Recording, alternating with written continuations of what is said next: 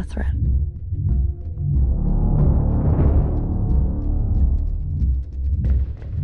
Oh, Ellie. I think they should be terrified of me.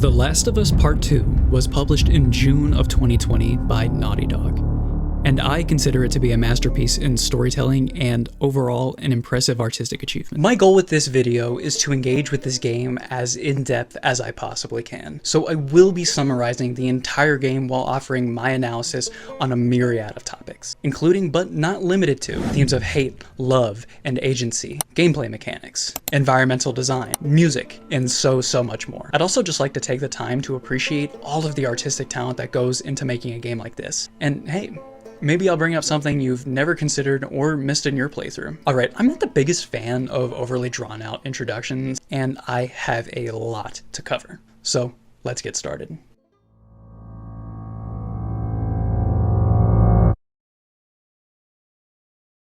The game opens with Joel revealing to Tommy what transpired in the Firefly Hospital at the end of the first game. Joel essentially went on a rampage to stop the Fireflies from killing Ellie to create a vaccine for the cordyceps virus. This understandably shakes Tommy. This opening scene sets the stage for all of the events that follow. Everything that happens here can be traced back to Joel's decision to save Ellie. This also sets the stage for a closer look at one of the game's most prominent themes, agency. Throughout this video, we will examine how the ability for characters to make their own choices influences how they behave. For starters, Joel's decision to save Ellie stems from his inability, his lack of agency, to save his daughter at the beginning of the first game. But by doing so, he robs Ellie of her purpose in life to develop a cure. This comes more into play later. And even the cordyceps fungus relates to this theme of agency, as it literally takes away control of the host, leaving them still conscious, acting against their own will. At many points throughout the game, you can hear infected crying in anguish. This is the living host, still aware underneath it all. It's terrifying. But back to Joel and Tommy. They get on their horses and ride back to Jackson and were treated with a breathtaking view of the settlement. Before the two part ways, Tommy tells Joel he understands the length someone would go in order to save their child. This is also thematically important. We cut to Ellie, quietly drawing, when Joel enters and plays Future Days by Pearl Jam, a song that will crop up throughout the game. They have a cute little heart-to-heart, and Joel offers to teach Ellie how to play guitar. It's in this scene that we are introduced to the guitar as a symbol of Joel, which is integral to key moments later in the story. Fast forward a few years. Ellie wakes up, and her friend Jessie is waiting for her to get ready. We also meet Dina, another of Ellie's friends who, we learn, kissed her the night before. As they head out for patrol, we learn Ellie and Joel's relationship has been strained in some way that will be revealed later in the game, but we can guess it has something to do with Joel lying to Ellie about the Firefly Hospital. It's here when we cut to a new character, Abby, who we will be playing as momentarily, and I have a lot to say on this later in the video. She's woken up by her friend Owen, and he takes her outside to show her they found Jackson. We learn they're looking for the man who killed Abby's father, who we can naturally assume is Joel because of narrative conventions and dramatic tension. Owen pleads with her to not go alone, but Abby decides to head out anyway. Back with Ellie and Dina.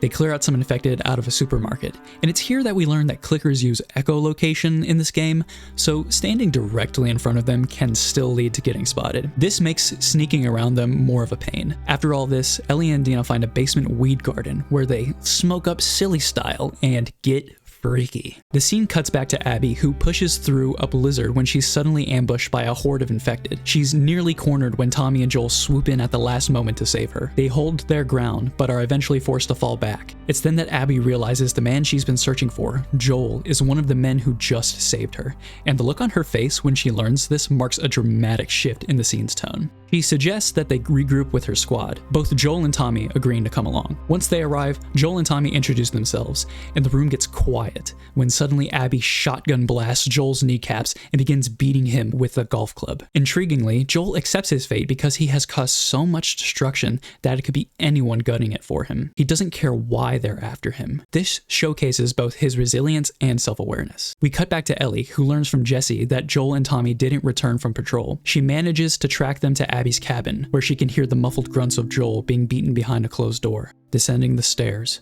she opens the door to find Joel on the ground, barely alive, bloodied and beaten, before she's tackled and forced to watch as Abby delivers the killing blow. You have no idea what loss is. End it.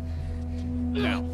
Everyone I have cared for has either died or left me. Everyone, Joel, fucking except for you. get up. Joel, fucking get up. So don't tell me that I would be safer with someone else, because Please the truth stop. is I would just be more scared. Please don't. Joel, please get up.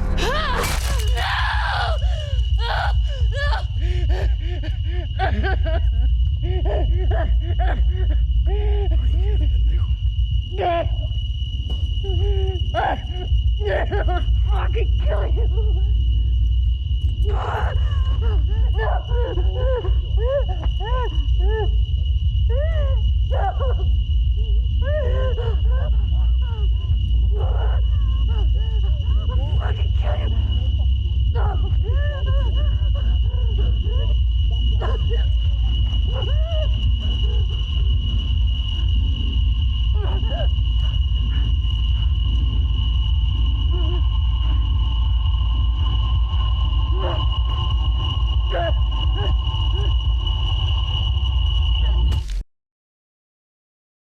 Now, this scene is very effective for a number of reasons. For one, Ashley Johnson's performance sells the intense emotion and desperation. From Ellie's perspective, this scenario is so sudden and disorienting. To reiterate the theme of agency one more time, Abby is taking away Ellie's ability to say goodbye to Joel, to have proper closure. To Ellie, Abby represents the cold indifference of the universe, taking away what she holds dear at a moment's notice, with no discernible reason. That Ellie is forced to watch as Abby delivers the killing blow is even worse. I believe that Joel's death is handled with the proper care and intensity that players will want to actively seek revenge against Abby, just as Ellie does. After all, it's Joel.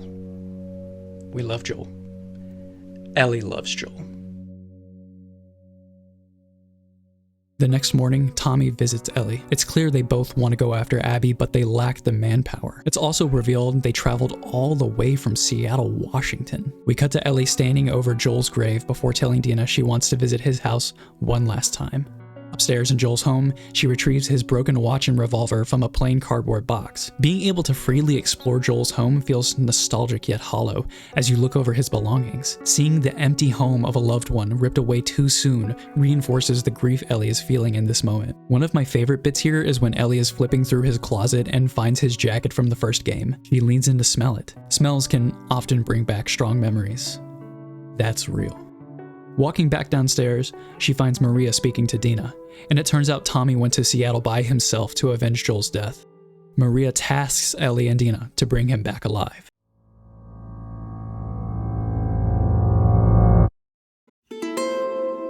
The next section opens with the title card, Seattle, Day 1, which sets up expectations of the game structure and makes players question just how long this game will be. Ellie and Dina set out for Seattle, emerging onto an overgrown highway, which is a neat moment visually because it shows how the old world is a distant memory, a forgotten time. They enter the city of Seattle through an old Fedra gate, learning through exploring that the WLF have a hideout in the nearby Saravina Hotel, but they need gas to open the gate leading to the hotel. This leads them on a detour into the game's only open world-like area. And while this open section might slow the pace down, it allows time for Ellie and Dina's relationship to develop for the player. It also serves as a thematic calm before the storm to contrast when shit inevitably hits the fan. There are many optional areas to explore here that are interesting in an artistic sense, with the crumbling old world architecture. We'll talk more about Seattle as the perfect setting for this game later. One specific moment I like to touch on here is when Ellie finds a guitar in a music shop and plays a song for Dina. It's a completely missable moment, but it's one that feels all the more special because it serves as one of the few tender moments Ellie has while in Seattle. Continuing on, Ellie and Dina explore more locations like a bank, a courthouse, and a synagogue. Importantly, Ellie and Dina have a conversation on religion that plays into the game's themes of agency. To Dina, religion is a way to cope with the grief and show respect. Inversely, Ellie copes by murdering people. They eventually find gas in the courthouse garage, and Ellie gives Dina this dorky smile that I find very amusing. They then return to the Fedra Gate to continue to the hotel. Ellie and Dina reach the Saravina, where they find dead WLF soldiers. Ellie pieces together that Tommy was responsible for it. This is great character development for Tommy because it reveals he can be just as brutal as Joel when pushed. The two then hop back on their horse to explore some more, and here while exiting the Saravina, we can see the first drops of what will later turn into a violent storm. Rain in this game is used to symbolically reflect intense emotions such as hate, violence, and grief. We'll talk more about how weather plays an important narrative role later in the video, but for now, the light drizzle marks the beginning of a tonal shift. While vaulting a barrier, they accidentally trigger an explosive trap. Rip to this poor horse. Ellie is knocked out and captured by the WLF while Dina manages to escape. Ellie wakes up tied to a chair in an abandoned elementary school, confronted by one of the members of Abby's group. While Ellie is being interrogated, Dina bursts in to rescue her. Literally, she breaks through a window. In the ensuing chaos, Ellie kills the WLF soldier, and they learn that another of Joel's killers is stationed at a nearby TV broadcast station. There's a great moment here where Ellie is so consumed with thoughts of revenge while looking over this note about the TV station that she completely disregards that they're being cornered by more WLF soldiers. I can only imagine that Dina is worried by this. Interestingly, this is the first time in the game you come across human enemies, and when compared to the first game, they are way more capable of flanking you. I love the string of combat encounters in the elementary school because, for one, it's a unique environment, and because it lets you play around with the combat mechanics in the game. In this game, you have the ability to go prone, which opens up more opportunities for stealth, and you can even squeeze through some narrow cracks in the environment to get the drop on foes. The enemy AI is also revamped for this game. Enemies will often call out their friends' names. Mila? Answer me. Which is a fun way to add some realism, but it also adds moments of tension when someone calls out for their friend only to get no response, causing them to go into full alert. They can even see your flashlight, which, like, duh, but it's a neat touch. Just frantically trying to escape this school while constantly being cornered is a great contrast to the more relaxed pace of the previous section. From here on out, nothing will be a cakewalk. And just overall, I want to reiterate just how cool it is to have a shootout in this abandoned school environment with all the moss-covered desks frozen in time. Hats off to the designers. Ellie and Dina traverse the streets of Seattle while avoiding numerous WLF patrols. Along the way, they come across strange murals depicting a prophet of an unknown cult. These are the markings of Seattle's second occupying faction, the Seraphites, who we'll encounter later in the game. Even the foliage below the mural is the same kind of foliage you'll see frequently in Seraphite combat encounters. Great foreshadowing. They finally reach the TV station and find more dead WLF soldiers, but this time they're strung up, clearly not by Tommy. This is the work of Seraphites. It's this great moment where you can tell Ellie and Dina are really starting to question what kind of feud they found themselves in the middle of. In one of the rooms, they find Leah, one of Joel's killers, already dead. But it's not all for nothing. Ellie finds Polaroids of the group, one annotated with Abby on the bottom. Ellie finally has a name for Joel's killer. While leaving, a WLF patrol suddenly storms the station, presumably on the hunt for Seraphites, because remember, the WLF don't necessarily know that Ellie and Dina are in Seattle because they're preoccupied in some sort of conflict with the Seraphites. In order to escape, Ellie and Dina flee into nearby subway tunnels. There, they encounter lots of infected in some very claustrophobic dark environments, including this game's new variant, the Shambler. This new type of infected forms in damp, dark environments, and Seattle checks those boxes. It's like a clicker in that it's more or less blind, but it's also capable of releasing acidic spores that do AoE damage. There's also this iconic moment in the subway where it's bathed in a red emergency light, and it's here you can pit a group of clickers against the pursuing WLF. There's a few more times in the game where you can move through an area while two different factions just duke it out. Good stuff. While moving through a suspended train car, they take a tumble, and Ellie's mask breaks. She reveals to Dina that she's immune, but there's no room to breathe. Chased by a horde of infected, they narrowly escape and emerge at an abandoned theater, and now the drizzle from earlier has turned into a downpour, reflecting the dour situation they're in now. The tone of the game will now be much, much darker. They decide to use the theater as their base while in Seattle. Once inside, Dina reveals she's pregnant, causing Ellie to have mixed emotions of anger and empathy. It raises the question, is Ellie's quest for revenge more important than the safety of those she loves? Frustrated, Ellie explores the theater, which is a location that calls to mind concepts of traditional linear storytelling. I actually have a lot to say about the theater and how it relates to stories, but I can't say much more until a specific part near the end of the game, so stick around for that. Getting back to the plot, Ellie finds an old guitar in the back of the theater. What I love most about these events that transpire in the theater is that you can tell Ellie's resolve to get her revenge briefly wavers when Dina reveals she's pregnant. Ellie is grappling with the idea of giving up her pursuit. That is until she finds the guitar, which we've already established as a symbol of Joel. So it's not until she strums those familiar chords of future days that she's flooded with powerful memories of Joel, further cementing her desire to find Abby. The scene fades to black, and we are treated to one of this game's many flashbacks. The flashback opens up with Joel taking Ellie to a museum for her birthday. Pay attention to how all these flashbacks we see are drenched in sunlight, a stark contrast to the overcast skies in present-day Seattle. Ellie and Joel explore the museum's fossils and a space shuttle exhibit, where Joel surprises Ellie with a cassette recording of a rocket takeoff, which is such a cute moment, but you just know Joel is holding so much guilt for still lying to Ellie. Also, shout out to Troy Baker as Joel. I also find it interesting that Ellie is so obsessed with going to space. The way I interpret it is that she wants to escape the chaotic world she was born in and get away from everyone because, in her experience, she's lost so many of those she's held most dear. Think of Riley. Think of Sam. It's a bittersweet dream to escape to space, to be alone. In the second half of the museum, Ellie finds some ominous writing on the walls.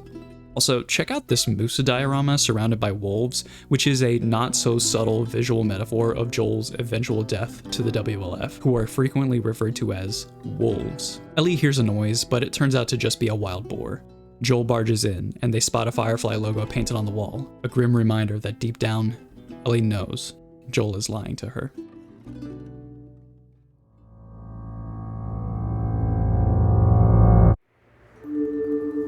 Cutting back to the present, we see the next title card, Seattle, Day 2. Ellie and Dina overhear a WLF radio reporting commotion in a suburb of Hillcrest. Suspecting it's Tommy, Ellie heads out to find him alone.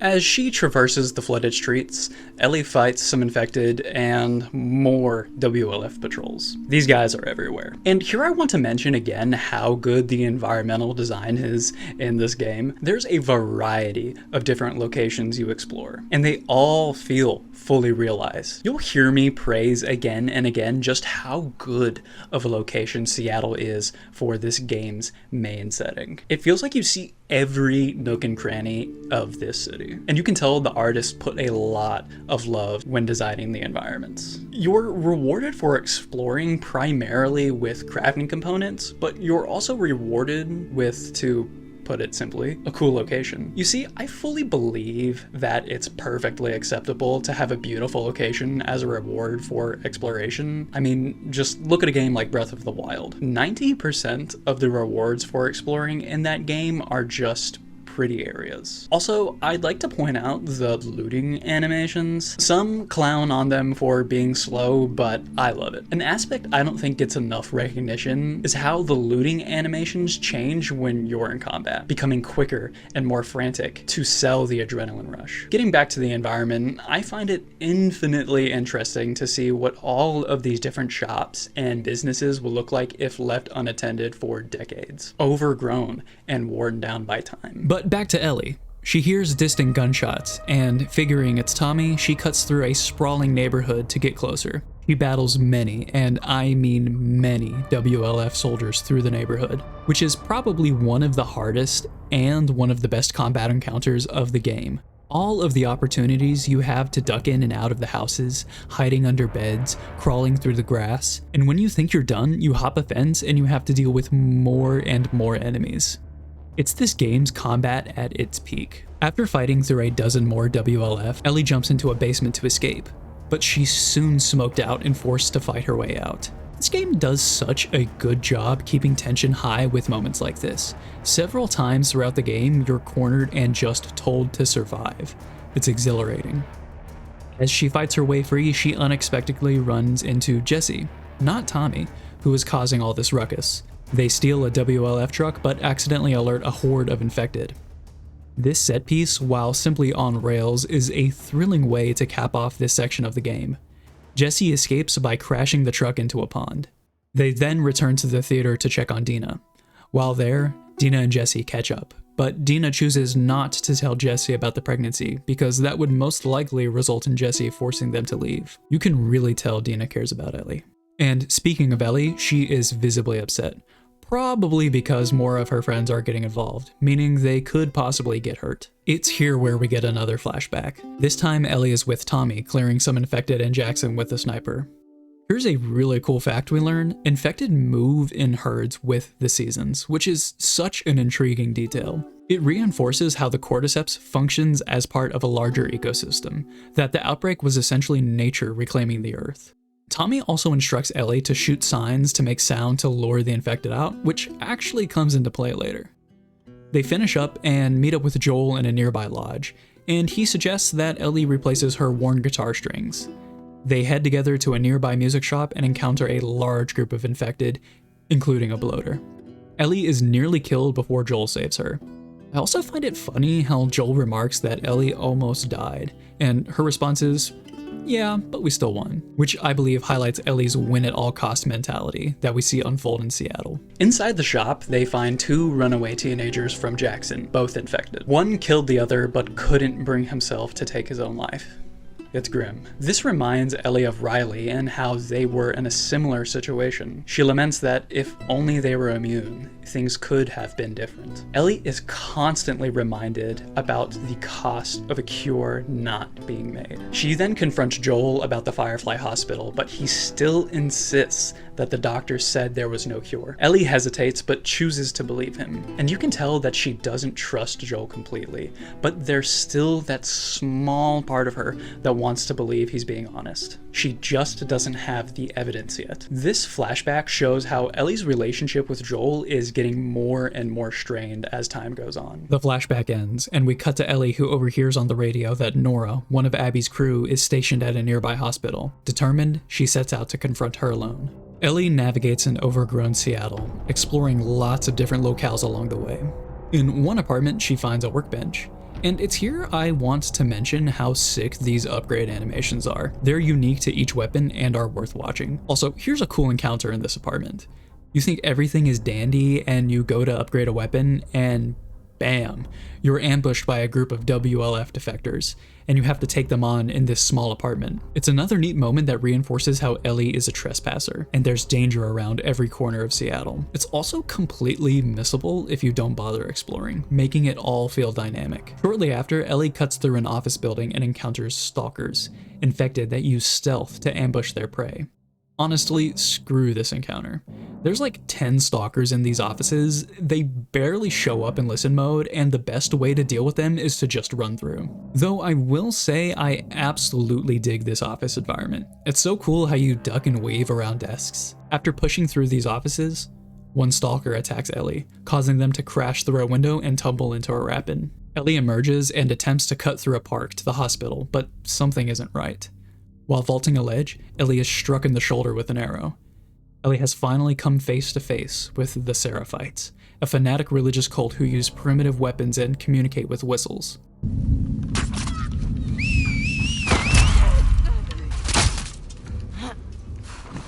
This latter detail makes it hard to decipher if they're onto you or not, and their drab brown attire makes them hard to spot in the lush vegetation. Desperately trying to make it to the hospital, Ellie fights through a crumbling parking garage filled with more Seraphites. This is an unforgettable encounter simply because of its variety of arenas. You're placed first in this tall foliage before making your way up and through this vertical garage, which is just a fun stealth challenge. Then you're funneled onto a narrow, open highway lane with only some cars and short grass to take cover. Then you leap a large gap into an outlet of shops, opening a door thinking you'll escape, only to be met with a seraphied brute and 2 more normal enemies that you need to deal with by using this smaller environment with more cover to your advantage. From beginning to end, this encounter is a thrill, and it's no surprise this was one of the first encounters Naughty Dog showed off before the game's release. Continuing on, Ellie pushes through several buildings until she finally reaches the hospital. She swims into the basement of a nearby building and stabs a girl playing on her PSP, who I just call PSP Girl, but I think her canon name is Whitney. Ellie also cracks a joke here that is morbidly humorous. Stop. Ellie then clears out a large group of WLF stationed at the hospital. While crawling through the vents, Ellie spots Nora and drops down to confront her. Nora taunts Ellie by speaking ill of Joel and manages to escape, leading to a frantic chase through the hospital until they end up at a hole in the floor. Rather than surrender, Ellie throws both of them down into the spore-filled lower levels of the hospital, highlighting that win-at-all-costs mentality we were talking about earlier. Here we get another one of those red light moments where you can make some clickers fight the WLF. Always good to see.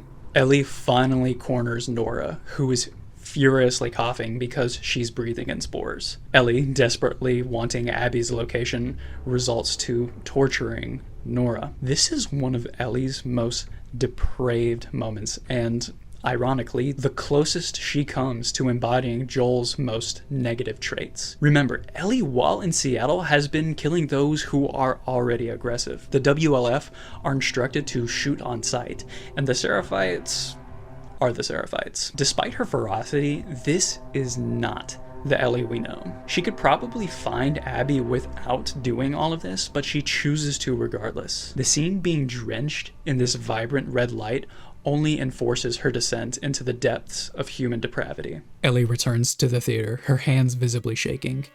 She's clearly shaken by what she did. Dina comforts her, and Ellie says that she made her talk. Ellie's body is battered and bruised by their 2 days in Seattle.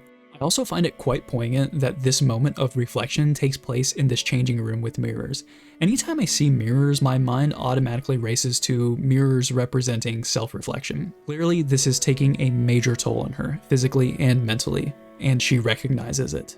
And it's here where I find the game plainly shows off another of its most prominent themes, the cost of revenge. I think it's easy to read this narrative on a superficial level and think it's simply saying, oh, revenge is bad. Which, like, yeah, I guess, but I don't think the game is making a moral assessment. This is a world where even if your quest for revenge is completely morally justified, which you can argue Ellie's definitely is, you still risk putting yourself and others in danger. Abby made her choice in killing Joel, which has resulted in her friends slowly being picked off one by one. Is Ellie willing to pay the same price? Losing Dina and Jesse and Tommy is a real possibility. Is Ellie willing to lose her humanity to get what she wants? It's as if with every person she kills, she leaves a part of herself behind. How much longer can this go on? Can it last? That night, she has yet another flashback, this time at the Firefly Hospital from the first game. But wait, weren't we just in a hospital? We will talk more later about how Ellie's past trauma creeps up in her time in Seattle. After rummaging around, she finds a tape recorder, unknowingly left by Abby. This is Abby's voice, revealing that Joel killed everyone, including the only person who could make a vaccine. Abby's father. It shows that both Ellie and Abby hold a shared trauma because of Joel's choice. Ellie leaves the hospital, shaken, until Joel rides up, worried because she ran away. She demands the truth, warning that if he lies one more time, she will leave Jackson for good. Joel finally admits what he did, though using deceptively euphemistic language to lessen the blow. Nonetheless, this devastates Ellie. The one person who she loves the most has been lying to her all this time. He denied her the choice of sacrifice, the choice that would have given her life purpose. Ellie agrees to return to Jackson, but she cuts ties with Joel completely.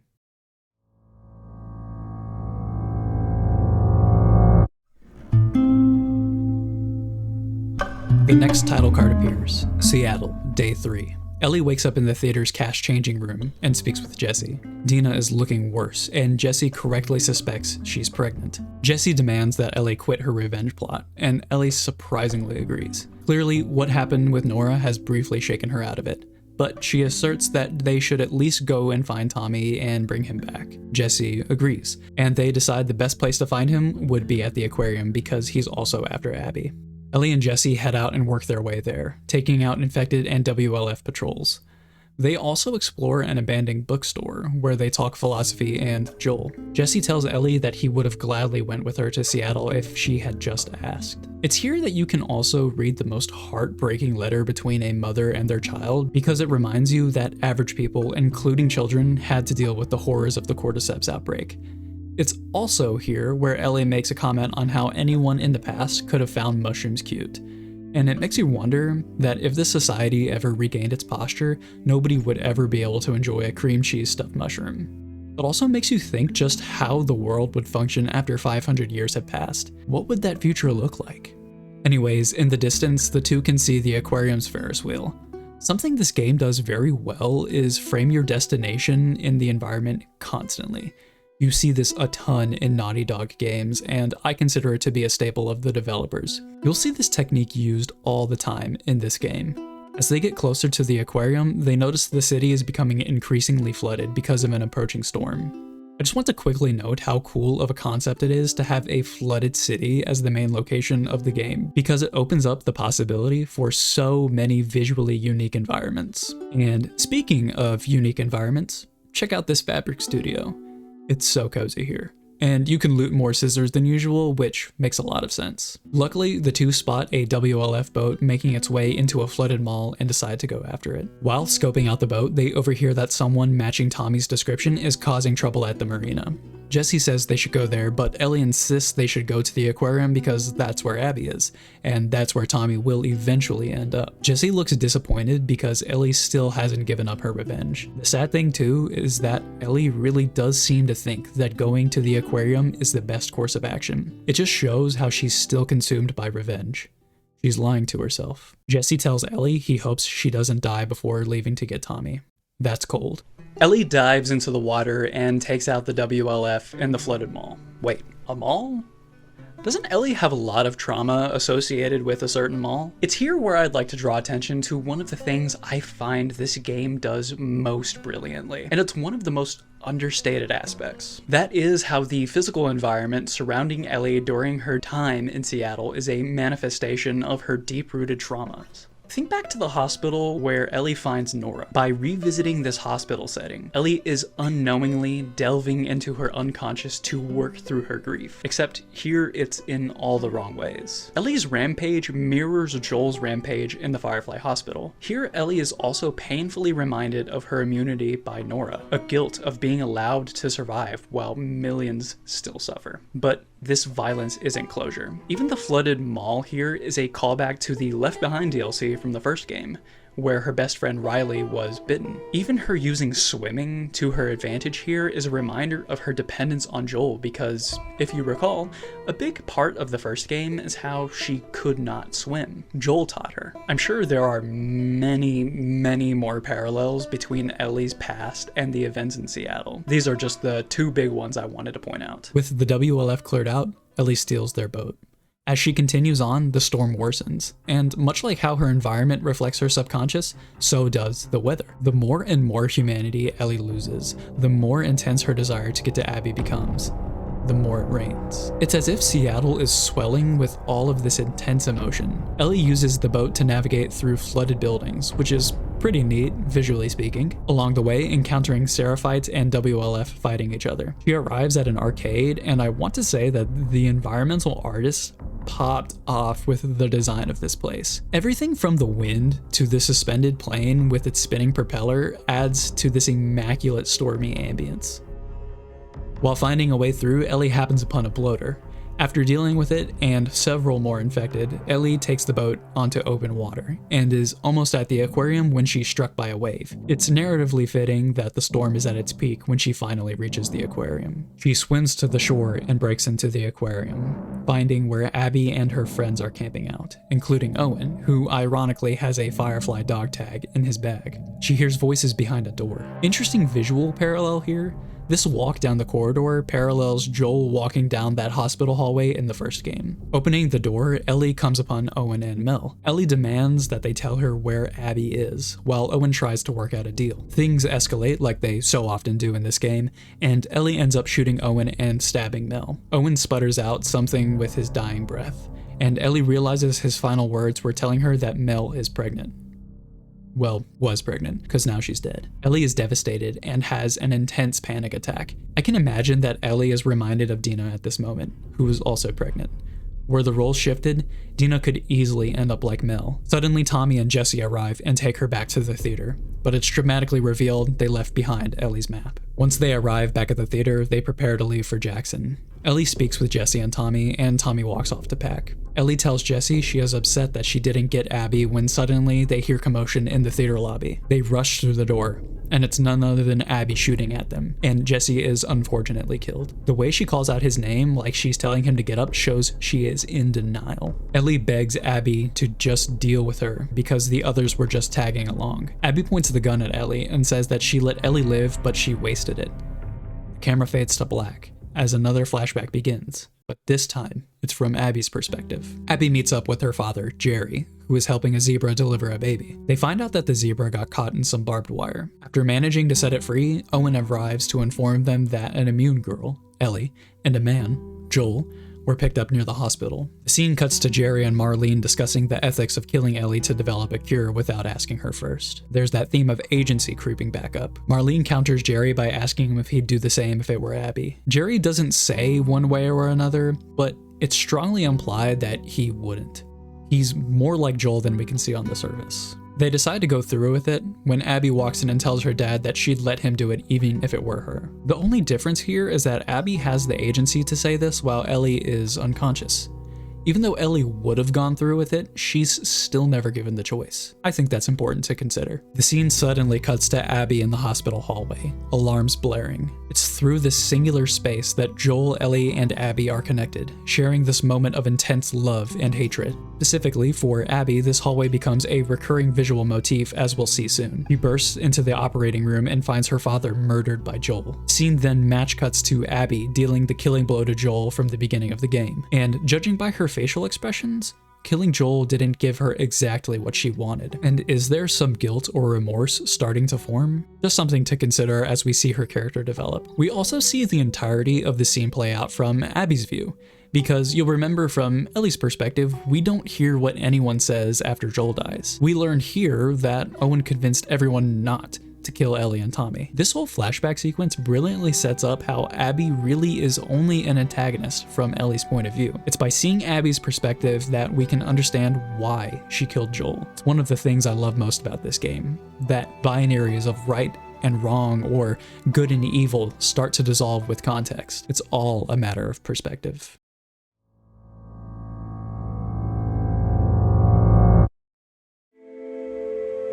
The scene fades as the title card, Seattle Day 1, appears on the screen. It's at this moment you think to yourself, oh my god, we're going to play as Abby for 3 days. It's really one of those moments you can only experience knowing nothing about the game. It reminds me of another certain beloved game that received lots of backlash because of a protagonist switch up partway throughout the game. Metal Gear Solid 2. These two games actually have a lot of similarities that I won't go into with this video. Abby, having fallen asleep with a book in hand, is woken up by Manny, and he tells her they need to meet Isaac at a nearby FOB. Oh, wait a minute. Okay, that's better. And the two walk through the WLF HQ, a massive stadium settlement, which is just such a cool area to explore with how fully realized it is. Every aspect of this place feels like a genuine community, from the mess hall to the gym with this little whiteboard with the hours listed, to the swaths of farmland directly outside. You even pass through an elementary school class, which raises the question, are these kids raised to be soldiers? I guess they probably would be, considering, you know, the apocalypse. I mean, look at Abby's room. This is so cool. It really is a shame, and I think it's this game's one big missed opportunity, that there's not a single combat encounter in this place. Anyways, Abby and Manny gather their belongings and interact with several wolves. Manny mentions that Mel will be joining them and that she's still shaken up over what they did to Joel. While hanging out with Manny, you start to see how chill of a guy he is, but he did spit on Joel, so screw him. After meeting up with Mel, the three board a WLF truck but are soon ambushed by a large group of Seraphites on horseback. Their truck crashes, forcing them to continue on foot. And one of the places they cut through is this massive warehouse department store. Before exiting this place, you go through this garden center. And it's fascinating to see how a place like this would exist in the post-apocalypse. Naturally, all the flowers there have now spread around, filling the space with all of these beautiful colors. It's one of the places in this game where you know someone was like, what would a place like this look like if left unattended for decades?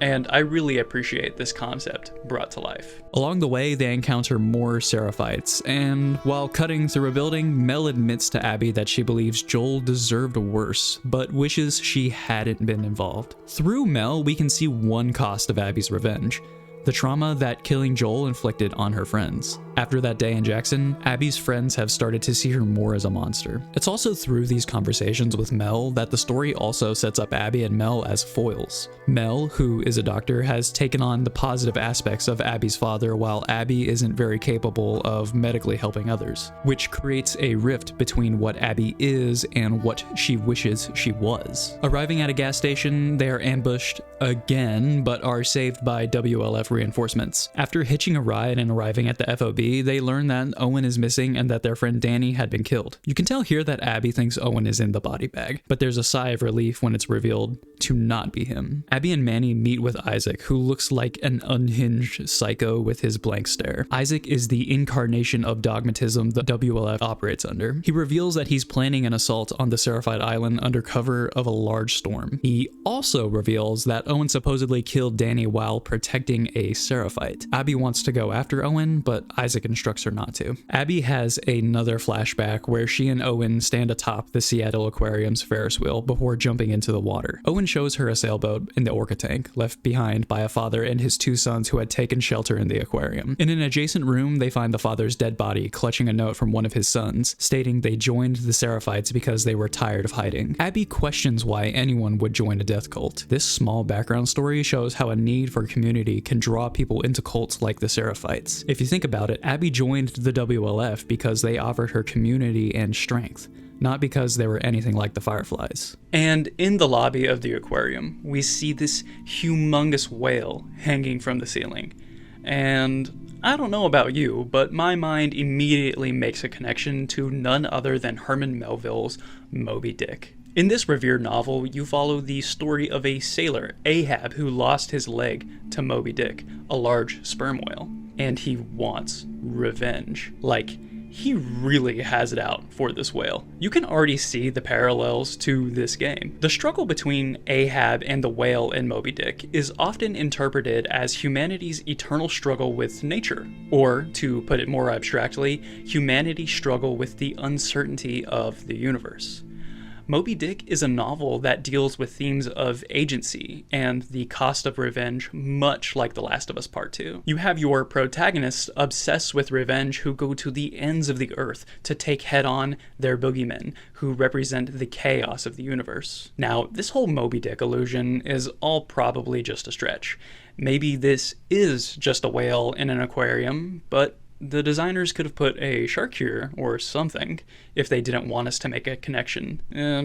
Death of the author and all. In another room, Abby laments that they have no lead on Joel. Owen urges her to let it go. Already we can see that Owen truly cares for Abby, and we can even see a parallel to Jesse and Ellie's story, who also wants Ellie to give up her revenge. They're about to kiss, but Abby pulls away. It's like she can't let herself feel happiness until Joel is dead, because it would be disrespecting the memory of her father. Back in the present, Abby resolves to search for Owen, and Manny helps her leave the FOB without Isaac's knowledge. She cuts through historic downtown Seattle and Chinatown, Town, which is a really neat area to explore. Abby passes Martyr's Gate, where the Seraphite prophet was killed by the WLF. Now a shrine, it serves as a Seraphite pilgrimage site. It's implied that Isaac is the one who killed the Seraphite prophet, which shows how the WLF are partly responsible for how insane the Seraphites have become. Abby encounters Seraphite patrols, one encounter taking place in this building split in half. Such a neat arena because it forces you to constantly move around with its numerous sightlines. Abby manages to escape the building but is ultimately knocked out. Abby has yet another flashback where she meets Owen at the aquarium. I think the reason why Abby has all of these flashbacks is to develop her character in a short amount of time, which leads to some pacing issues. Anyways, Owen has decorated the aquarium for Christmas for Mel, whom he's been with for a year. I do find that despite the pacing, these flashbacks add some much needed points of levity and beauty to an otherwise depressing story. Abby says that some extra fireflies they picked up once served under Tommy, and know he's in Jackson, likely with Joel. Abby's obsession with revenge clearly parallels Ellie's. Owen hesitates to pursue the lead, but he agrees to go to make sure Abby is safe. Back in the present, Abby awakens as she's dragged through a rainy forest by torchlight. A noose is placed around her neck, and she's hoisted up. But before she can be disemboweled, another Seraphite girl is brought in and has her arm shattered with a hammer. Suddenly, arrows rain from the forest, killing the Seraphites. The two children, Yara and Lev, decide to cut Abby down, forming a temporary truce to escape. Together, they fight through stalkers as they move through the forest. This entire sequence is truly something special. Already, it being a single take is impressive. But everything from the pacing to the lighting to the trees to the rain just soaks this entire scene in an overwhelming atmosphere. I find myself watching this scene from time to time just to remember how peak it is. Not to mention, Abby striking this pose with the hammer is raw as hell and demonstrates one of her most important attributes, her physical strength. You see, Abby is incredibly buff, but you already knew that. Her muscles are an outward manifestation of her need to constantly prove her ability to handle conflicts, which is rooted in the guilt that she wasn't strong enough to save her father. She's been working out this entire time so that she could have the strength to take on Joel. Another thing I want to point out here is the similarities between Joel and Abby in their physicality and playstyle. Both are more sluggish than Ellie, use beefy punches to take on foes, and both even require crafted shivs to take out enemies stealthily. Just an interesting comparison. Anyways, after dealing with more infected in this auto shop, screw this encounter. If you know, you know. The three take refuge in a mobile office where Abby leaves the Seraphite kids, warning them to leave ASAP. She thinks by telling them this that it'll clear her conscience, but she knows deep down these kids won't survive without help. She sets off to find Owen in the dead of night. While jumping a gap, she falls into the water and is forced to cut through an infested cruise ship. And this is a neat setting, but it's more importantly where you get the crossbow, which is one of the best weapons in the game. Abby finally reaches the aquarium, but Owen doesn't answer the front door, so she breaks in only to find him drunk on his sailboat. Owen assumes Isaac sent her to kill him, but Abby denies it. This kind of goes to show that Owen wouldn't put it below Abby to hunt him for protecting a Seraphite. He explains that he was on patrol with Danny, taking out Seraphites, when he encountered an older cultist who looked exhausted and ready to die. Feeling pity, Owen spared him.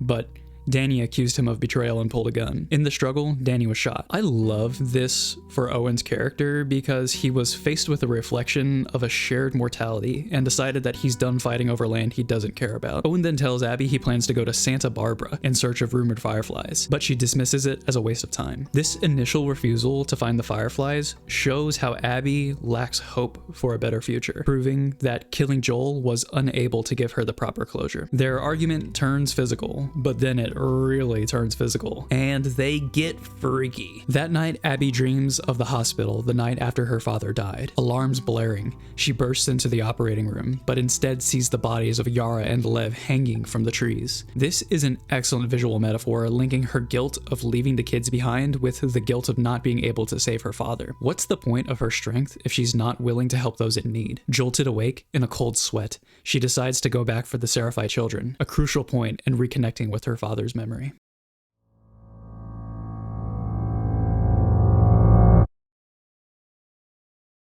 We see the next title card, Seattle, Day 2. Abby returns to the mobile office where she left Yara and Lev, and brings them back to the aquarium. There, Owen and Mel examine Yara and determine she has compartment syndrome, meaning her arm must be amputated. It goes without saying that compartment syndrome looks and sounds nasty. However, they lack the necessary medicine to perform the surgery safely. Abby volunteers to go to the hospital with Lev to retrieve it. As Owen sees them off, he questions why Abby is suddenly so intent on helping Seraphites. To others, Abby is acting extremely out of character, but this is necessary for her growth as a character. Lev leads Abby through a secret Seraphite route to reach the hospital faster. They traverse a crumbling, flooded Seattle. Same as with Ellie's section, seeing these rapids carve their way through Seattle is a neat visual treat. Lev then reveals that part of the route involves climbing a skyscraper, which is problematic for Abby due to her fear of heights. Oh yeah, I forgot to mention that Abby has a pretty big fear of heights. I fall in the same boat. As they ascend, they come across Seraphite scaffolding, which offers a cool bit of visual contrast to the old world architecture. They discuss religion, and it's revealed that even though Lev doesn't agree with Seraphite traditions, he is still a believer.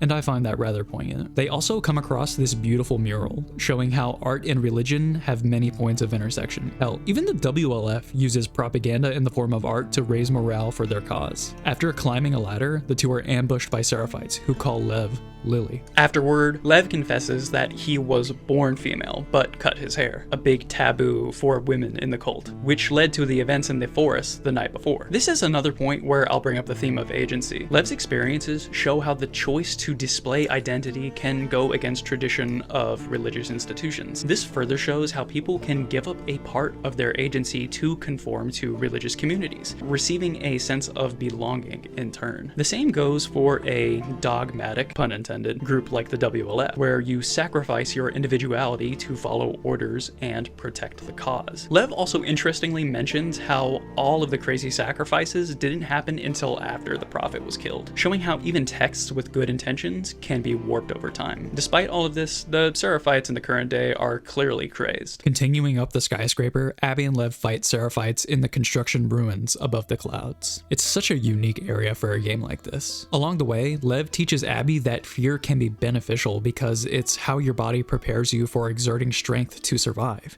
which is something that piques Abby's interests. Lev reveals that they must cross a crane that serves as a bridge to the next building. This is no good for Abby, obviously. They make it across only to find they must cross another section of the crane to the building over. Much like how traumas creep up in Ellie's section, the same applies here as Abby conquers her primal fear. This whole section causes much vertigo when playing it, and the parting of the thick clouds that reveal just how far up you are is perfect. The structure is obviously far less stable, and as they near the end, Abby ends up slipping, causing both of them to fall through a window into a pool below. Ouch. It's a miracle that they both survived this. Now inside a dilapidated cordyceps-ridden hotel, they are forced to descend through its floors, which are crawling with infected, including a bloater. And along the way, you have to deal with these wall stalkers that will jump out at you if you walk in front of them. But only some of them. Screw these things. Moving down through the floors of this hotel feels like you're delving deeper and deeper into the layers of hell, cause this place is awful. After making their way out, they finally reach the hospital. Abby enters alone, but is immediately detained for going AWOL. Held captive, she is eventually freed by Nora, who leads her to where she can find medicine. Nora reveals that Isaac interrogated all of the Salt Lake crew about Abby, but she notes he was particularly hard on Mel. This is kinda important for later. She then warns Abby that the medicine is located in the lower levels of the hospital where infected patients were sealed off at the beginning of the outbreak, locked away for over 20 years. Determined to help Yara, Abby heads into the depths, which lack any natural light. Along the way, she finds the remains of those who died on Outbreak Day. Everything is eerily quiet. There's even a distinct lack of music from the soundtrack. Soon, she comes across a section of the hospital encased in quarantine barriers. She reaches the trauma center door, but it's locked. After getting the power running, she returns, only to see a new door has opened, revealing a fleshy mass with a blood trail leading from it. This flesh cocoon room is disgusting. Clearly, something large was inside, and now it's roaming free. Note also that a soft drone in the soundtrack begins to play from this point on to build tension. Searching several medicine cases to no avail, Abby finds an ambulance with a pristine first aid kit. Just as she grabs it, she hears the stomping and groaning of a massive creature. This is the Rat King, a grotesque amalgamation of several infected fused together by the cordyceps fungus. This is what happens when many infected are locked away for decades in one room. She flees through the halls from the hulking creature, but is grabbed. Snatching a nearby axe, she hacks into the creature, and they both crash through the floor. Forced to fight, Abby takes the Rat King head on. After dealing enough damage, an infected breaks off from the Rat King and runs off. Abby finally brings the monster down, and while trying to find a way out, is attacked by the Stalker Prince. After a kinda annoying fight, she emerges from the hospital depths, medicine in hand. Now, I have a lot to say about this entire section down here in the hospital. For starters, you have Abby, like Ellie, entering this hospital, which is a manifestation of her trauma caused by Joel. It's a little on the nose that the Rat King is right behind the door that leads to the trauma center. She's in essence, delving into her subconscious in order to face her literal demons in the form of the Rat King and the Stalker Prince. And this reveal of this monster infected is so tense. Every time I replay this game, I dread this section for its atmosphere alone. The fight with the Rat King is stressful because you have this hulking behemoth and these narrow corridors that force you to juke around it. The fight with the Stalker Prince is less stressful because it's essentially just a beefed up stalker. And let me just say, the design of the Rat King is amazing. All of these infected glued together is disgusting and terrifying. And if you're thinking, why is it called the Rat King? Well, it's because when you get a bunch of rats together in a confined space for a while, their tails can sometimes tangle together like this. It's extremely rare for this to happen, but it does. Speaking of the Rat King and Abby facing her traumas, I believe the Rat King is Abby's conception of Joel, a monstrous and violent brute rampaging through a hospital. And the Stalker Prince literally emerges from the Rat King and uses stealth to attack from the shadows. That's Ellie. By confronting and overcoming this symbol of Joel and Ellie, Abby uses her strength for the purpose of saving another and not just for revenge. And she emerges from the depths of the hospital, changed for the better. Abby and Lev return to the aquarium where Mel successfully amputates Yara's arm. That night, Abby has the same recurring dream of the Firefly Hospital. This time, when she reaches the door, it's her father standing before her. A bright light shines upon him. He turns and smiles.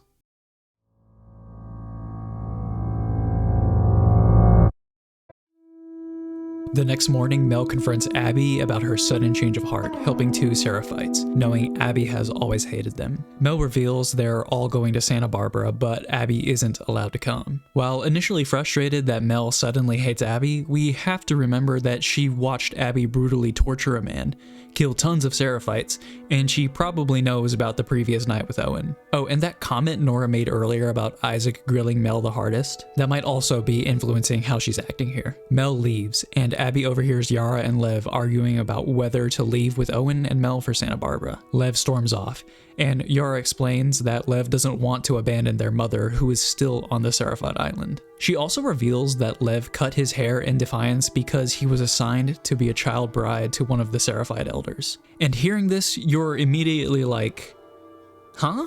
Tradition? What tradition? The outbreak happened only a few decades ago. These elders were presumably alive pre-outbreak, meaning that these were just some sickos that were waiting for an apocalypse to roll along to do this sort of thing. It shows how institutions can sometimes hide behind the guise of tradition to serve their own desires. It's awful. Owen arrives and tries to get Abby to come to Santa Barbara despite Mel's wishes. He says that they're allowed to be happy. Also, cool detail here, you can still see the rope marks from Abby's trip to the gallows on Seattle Day 1. Suddenly, Yara yells out, and we see that Lev has stolen a boat, likely to save his mother from the WLF. Yara fears the worst, and Abby volunteers to go after him. Owen offers to come, but Abby tells him to get his priorities straight, and true. You see, while I don't always morally agree with Owen, I do think he's a wonderfully complex character, and it is sweet that he cares so much about Abby. It's just, maybe don't get another woman pregnant if you feel that way. Abby and Yara head to the marina to find a boat to go to the island. As they get close,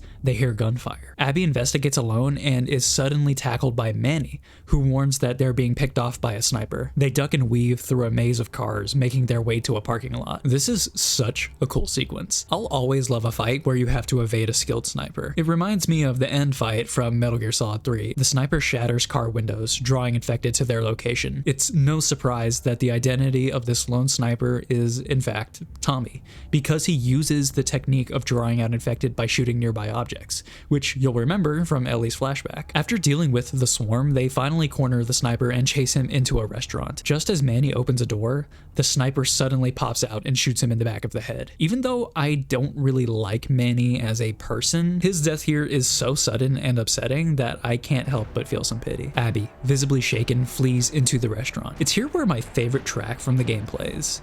Fittingly, the title is Eye for an Eye, and as far as I know, you only hear it briefly here. Outside, Abby is tackled by Tommy, but Yara arrives just in time to help, and together they force Tommy into the water, where he manages to escape. You can tell that Abby is having a big oh shit moment, because if Tommy is here, then that means danger for her and her friends. Case in point, the cost of revenge. They grab a boat and head toward the Seraphite Island as the storm intensifies. Once ashore, Abby and Yara push through the Seraphite homesteads to reach Yara and Lev's home deeper in the island. As they infiltrate, they witness Isaac and the WLF arriving on boats for the surprise attack, throwing the island into full alert. Moving deeper inland, Abby and Yara encounter large groups of Seraphites. The combat encounters here on the island are really neat because of all the rustic architecture that is a huge contrast to the concrete and rebar of Seattle. Also, another thing I want to point out here is that the Seraphite Island has the Space Needle on it, and looking at current maps of Seattle, there exists no such island. It's a little bit of subtle world building, hinting that some global warming might have occurred to raise the sea level and create an island. This is also a good explanation for why Seattle is flooding so egregiously, but that's just a theory. Game theory. Abby and Yara deal with some Seraphites in a crop field. An amazing combat encounter. Arriving at Yara and Lev's home, they find their mother dead and Lev curled up in a corner. Shaken, Lev explains that their mother was losing control, and when he pushed her away, she hit her head on a table. It goes to show that you can't control where you're born, and even ideologies can override parental instincts of love. Yara comforts him, saying that loss is inevitable in life, and they prepare to leave the island. As they navigate through buildings, they witness the WLF invasion in full force. Trying to avoid the chaos, they take a side street, only to be ambushed by Isaac. Yara, unfortunately, is shot, leaving her wounded on the ground. Abby shields Lev, but as Isaac prepares to kill them, Yara summons the last of her strength to shoot him, and she is ultimately riddled with bullets. And the big question here is Yara dying unsatisfying? Does her death here negate all of the trouble we went through to get the medicine? Well, it's kinda a yes and a no for me. On a plot level, it might feel like a waste of time, but on the other hand, I can forgive this because the medicine quest is really only a narrative device to get Abby to the hospital. It's a minor gripe, but narratives are always full of contrivances. This one isn't egregious. It aligns with the themes of loss, so it doesn't harm my enjoyment of the game. Abby and Lev escape, but they're forced to fight some WLF in a flooded brewery. This arena is so dope. For one, it's a unique location, but also there's this shin-high water that puts a timer on how long you can go prone, and it obstructs your sight. It's a neat limitation. Once clear, they decide their best chance of escape is through Haven's docks, and this shot with the window framing the burning town goes so hard. The two then push through an Asian restaurant where WLF and Seraphites are locked in bloody combat. This is such an amazing combat encounter because you start off pushing with the Seraphites, then the WLF, and back and forth. This is such a fun and dynamic encounter where you're just in the middle of these two groups duking it out. And this little restaurant is a neat little area. I love the way it's lit. Anyways, stealing a horse, Abby and Lev ride toward Haven, now ablaze and overrun with both factions fighting to the death. It's complete and utter madness. As they gallop through the burning town, a collapsing building knocks them off their horse, forcing them to cut through the battlefield on foot. And here we have another Seraphite versus WLF fight that you can weave your way through. It's neat because you can use your unsilenced weapons and the sound just gets drowned out by all the chaos, so nobody really comes around to flank you. Abby and Lev navigate through a flaming building and they're ambushed by this huge Seraphite. In a brutal fight that makes me squeamish when I see it, Abby barely manages to hold her own, but with Lev's help, she emerges victorious. Reaching the docks, they find a singular boat and sail away, leaving the burning island behind. It's this oddly serene moment where you leave behind all the chaos, hopefully for a better future. Now I say hopefully better because back at the aquarium, they arrive to a horrifying scene. Abby follows a trail of blood to the lobby. She bursts in to discover Owen and Mel dead. It's an obvious parallel to her father's death. Overcome with anguish, she falls to her knees, screaming. Again, the game shows us the cost Abby has paid for revenge. And I still haven't talked about how good of a job Laura Bailey does as Abby. This is a standout moment. Lev notices a map on the floor, the one Ellie left behind. With their next destination clear, they set out for the theater to confront Tommy, who Abby still thinks is the only person responsible. Abby and Lev arrive at the theater, overhearing on the radio that the Seraphites seem to have won the battle on the island. Moving into the lobby, Abby happens upon Tommy and knocks him down. Ellie and Jesse rush in, but Jesse is shot and killed. Ellie surrenders, yada yada. We've seen all this. One thing I'd like to point out though is that this scene from Ellie's point of view doesn't show Lev because he's off to the side here. But back to the drama. Tommy suddenly attacks Abby, only for Lev to shoot him with an arrow, and Abby places a bullet into the back of his head. Remember that Eye for an Eye music track that played when Manny was killed? Anyways, amid the chaos, Ellie escapes backstage, leading to a tense game of cat and mouse. And this is where, playing as Abby, you have to go toe to toe with Ellie, the culmination of all of these days in Seattle. The two protagonists of this game clash in this theater. Remember how way earlier in the video I mentioned how this theater was a meta symbol of our expectations surrounding narrative structures? It's no understatement to say that The Last of Us Part 2 has a bonkers plot structure that doubles over itself and back and forth in time. It's a challenging story and one that sometimes feels disjointed. But when I see this theater as a major setting, it all makes sense. By contrasting with the linear storytelling expected from the traditional art of theater, we can see how this game is purposefully using its disjointed structure to reflect the chaos of its world. Inversely, we can compare with traditional theatrical storytelling to uncover near Shakespearean themes of fate and agency, a la Macbeth. All of this culminates in this subtextual commentary on how we perceive linear narratives, how we expect stories to flow. It's representative of the fact that even though games present us with the illusion of choice, there still exists the parameters set by the designers. There's one story. And from a storyteller's perspective, characters in these stories can never have free will. They're characters. Therefore, the player can never truly have full agency, at least on a gaming level. Okay.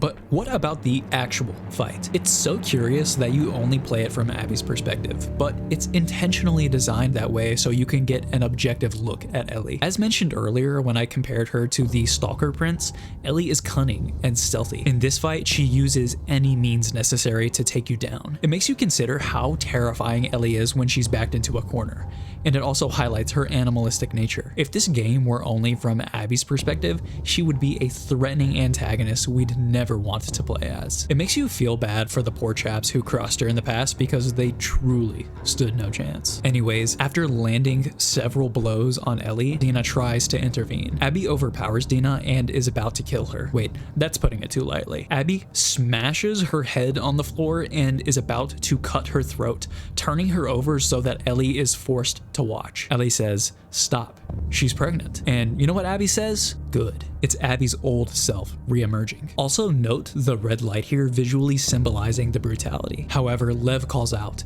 reminding Abby that mercy is an option, that all the bloodshed has just resulted in more bloodshed. Regaining her composure, Abby warns Ellie never to come after her again and leaves. Ellie is left beaten and broken as the scene cuts to black.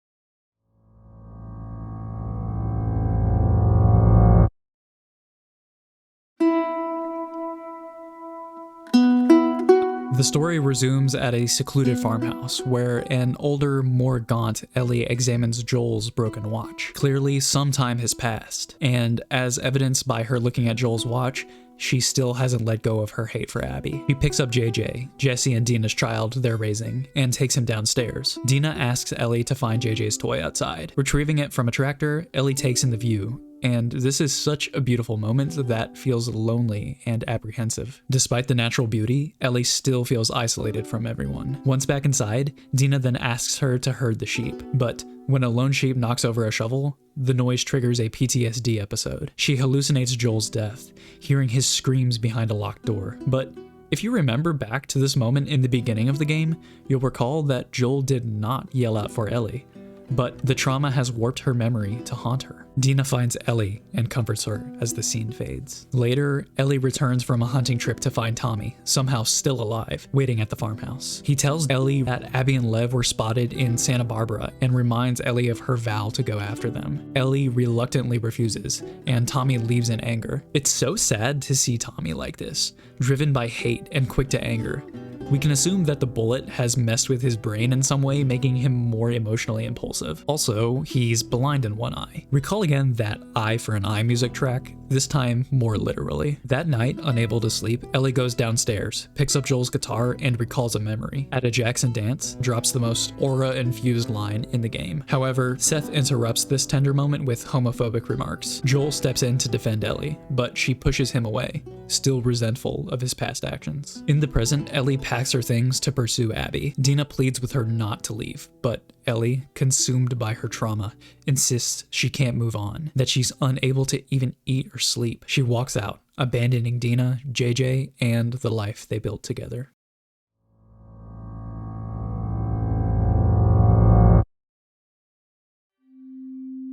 The scene shifts to Santa Barbara, and we see a foot step into frame. Now, initially, you're meant to assume this is Ellie because Ellie is constantly shown wearing Converse. However, it's quickly revealed that this is Lev and Abby. This should be ringing off alarms in your head. Abby and Lev here are meant to directly parallel Joel and Ellie. Abby is even dressed similar to Joel with this dark green t-shirt. They're searching for the Firefly lead, like Owen wanted. They find a radio in the basement, and after multiple attempts, make contact with a Firefly base in Catalina. I want to call attention to another excellent music track here. The entire soundtrack actually is amazing. Gustavo Santaolalla and Mac Quayle have crafted music that is inseparable to the identity of this game. Everything from the banjo to the crunchy electric guitars to the booming drums complements the themes of this story beautifully. If you haven't, go ahead and listen to the soundtrack in full. You will not regret it. My favorite tracks are the main theme, It Can't Last, Home, The Cycle Continues, and Eye for an Eye. Back to Abby and Lev. As they leave, they're ambushed by the main faction here in Santa Barbara, the Rattlers. Abby is thrown to the ground and warns them not to touch Lev before the scene cuts. Now this here mirrors Joel's death from the beginning of the game from how Abby is looking at Lev. This shows again how Abby has found someone so worth loving like Ellie, and while she is in a lot of ways like Joel, she is also very similar to Ellie. Now we cut to Ellie, who arrives on the Santa Barbara coast and finds Owen's boat. She discovers a letter from Abby to the now deceased Owen, confirming their search for the Fireflies. And this letter is so heartbreaking because it's Abby talking to the memory of Owen and his desire to become better. Cutting through the cliffs and houses, Ellie triggers a trap, getting hoisted by her legs and impaled in the side. And, ouch. After some time, the same rattlers that captured Abby and Lev find her, but she uses a nearby swinging clicker as a distraction to kill them, and learns that Abby and Lev were captured months ago. It's always fun when Ellie is able to weaponize her immunity to get the drop on someone. Ellie finds where the rattlers are holed up and wreaks absolute havoc through their base. These encounters tend to be a bit harder because of the number of rattlers and how some of them are armored, but you get a cool silenced machine gun, so it evens the playing field. Honestly, I wish there were more encounters with these guys because they're so fun to fight. Moving through the Rattler base, Ellie frees some prisoners who tell her that Abby and Lev are at the Pillars. Ellie stumbles onto the beach. The air grows more hazy as a thick fog rolls in. In the background, the prisoners are destroying the base. And this is when Ellie finds the Pillars, a grove of prisoners hung out and left to die. They're literally being crucified. Ellie finds a weakened, emaciated Abby and cuts her down. Abby, dazed and incredibly wary of Ellie, frees Lev and carries him toward a nearby boat, which is the boat from the starting menu. That's a pretty cool reveal. Ellie, deeply considering leaving Abby alive, has a sudden flash of Joel dead on the ground. Ellie summons all of her hate and threatens Lev, forcing Abby into a final fight. In a brutal battle, Abby bites off 2 of Ellie's fingers, but Ellie still gains the upper hand. Just as she's about to drown Abby, she has another glimpse of Joel on a porch. Overcome with intense emotion, she lets Abby go. Falling to the water, she says to Abby, No. Just take him.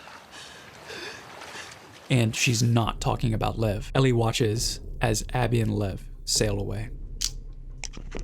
This is not a boss fight. This is a struggle between two broken individuals who have had their lives ruined by the actions of one man, Joel. Both Ellie and Abby are physically drained, neither fully capable of fighting. Ellie forces Abby to fight by threatening Lev, Abby pleading that he isn't a part of this. It's just like how Ellie said the same thing to Abby in the theater, and it makes you question, is this the climactic rematch that Ellie envisioned? Is this the equivalent to the showdown at the theater? This isn't a matter of survival anymore. Ellie is at her lowest and is forcing Abby to defend herself for closure. But will this bring closure? This fight is depressing because both of these women are just so damaged. And Abby biting off 2 of Ellie's fingers? It's an act of rabid desperation to win, but it's not enough. And it's here when Ellie is about to kill Abby, about to get the revenge she thinks she needs, and she's crying. She sees Joel there on that porch, and something inside her relents. Enraptured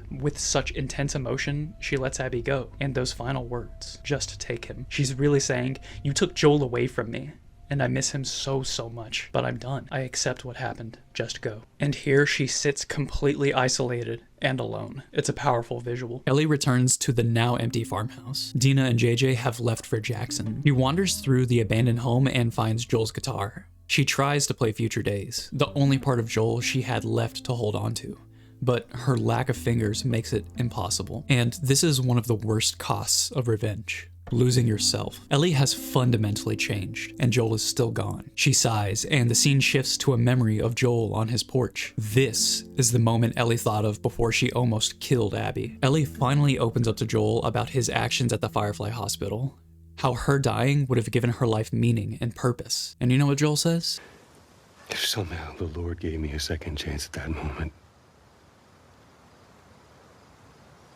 I would do it all over again.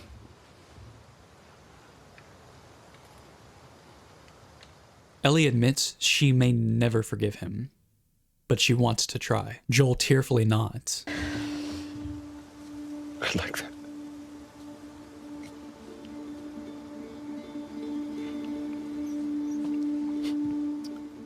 And they part ways, unknowingly sharing their final words. And this one interaction is the key to the entire game. Abby, having robbed Ellie of her chance to make amends with Joel, to forgive him, explains why Ellie's hatred for Abby was so intense. But what is it that Ellie learned from this interaction with Joel that led her to sparing Abby? Does Ellie fully forgive Abby? I don't think so. I don't think she could ever really forgive her like she could never really fully forgive Joel. May I posit instead that Ellie doesn't forgive Abby, but instead shows mercy, where at any point before now, she has been killing rampantly without question. It's by showing Abby mercy that Ellie takes full agency over herself and her grief, and makes her own decision to end this cycle of violence. And did Abby sparing Ellie and Dina affect Ellie's actions here? It's a difficult decision nonetheless, but it's the first step necessary to recovery. Where Joel stole away Ellie's choice to change the world, Ellie reclaims it here. And even if she can't save all of humanity, she can start with Abby. In a way, it's the same decision Joel made in the first game, to give up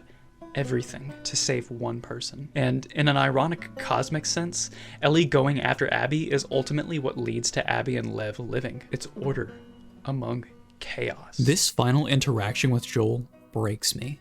He admits, despite all of the pain and suffering he's caused, that if he were given a second chance, that he'd do it all over again. He would give up everything to save Ellie, even giving up his own relationship with her. Here we have highlighted how The Last of Us Part 2 isn't about hate. It's about the lengths we'd go to for love. And Ellie realizes this, that all the pain Joel has caused her, it was his humanity, his own tragic way of loving her. We are not perfect. The world we live in is absurd. We are on a rock floating through infinite time and space, but we have each other. We are human. This is a reflection of us, all the good and all the bad. In the present, Ellie sets the guitar down by the window and walks away, finally accepting both Joel's death and his inextinguishable love for her, leaving him in the past as an irreplaceable memory. And to cap it all off, after the credits end, we return to the starting screen. Gone is the boat floating endlessly in oblivion. Abby and Lev did, in fact, make it to the Fireflies. there is a light, a hope for a better tomorrow. And that is The Last of Us Part 2.